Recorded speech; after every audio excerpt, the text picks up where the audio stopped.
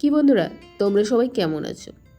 বন্ধুরা, তোমরা কি জানো নারীদের 3টি গোপন শক্তি যা নারীদের অপরাজেয় করে তোলে?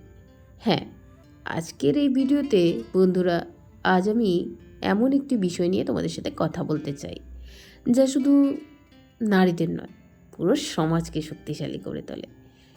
বন্ধুরা, নারীদের ভেতরে আছে এমন 3টি গোপন শক্তি যা যদি তারা চিনে নেয় এবং ব্যবহার করতে শেখে, তবে বন্ধু পৃথিবীর কোনো শক্তি কিন্তু তাদের থামাতে পারবে না।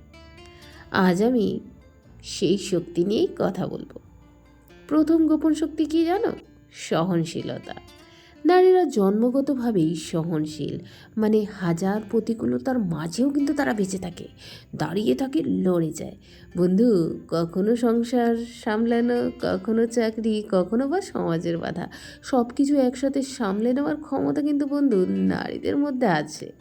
একজন পুরুষ হয়তো কোনো সমস্যায় দ্রুত ভেঙে পড়ে, কিন্তু একজন নারী সে কিন্তু সহ্য করে, ধৈর্য করে, সমাধানের পথ খুঁজে নেয়।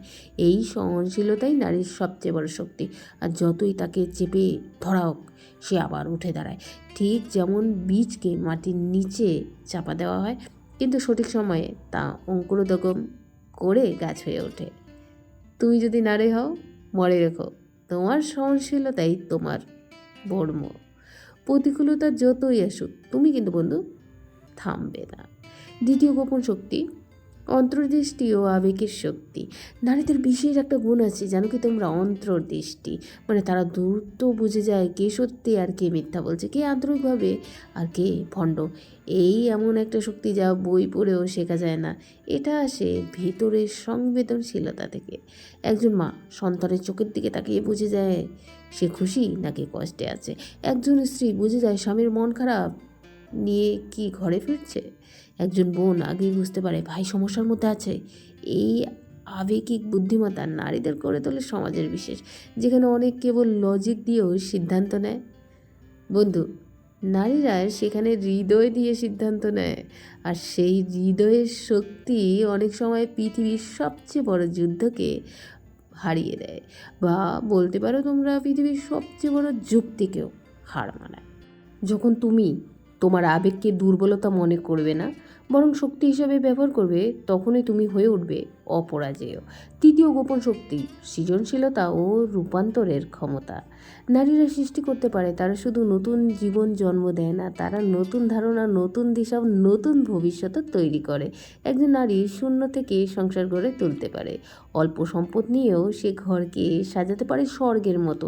একজন মা তার সন্তানকে, চরিত্রকে গড়ে তোলে, যেমন মাটির কারিগর কাদাকে রূপ দিয়ে শিল্পে। এটাই নারীর সৃজনশীলতা ও রূপান্তরের ক্ষমতা। তুমি তাকে যতবার ভাঙবে, সে আবার নতুন রূপ দিয়ে তৈরি হবে, আরও শক্তিশালী, আরও সুন্দর। যদি নারী তার সৃজনশীলতাকে ভয় না পেয়ে কাজে লাগায়, তবে সে শুধু নিজের জীবন নয়, চারপাশের মানুষদেরও জীবন বদলে দিতে পারে। বন্ধুরা, শেষে এই 3টি গোপন শক্তি, 1 নম্বর সহনশীলতা, 2 নম্বর অন্তর্দৃষ্টি ও আবেগিক শক্তি, 3 নম্বর সৃজনশীলতা ও রূপান্তরের ক্ষমতা।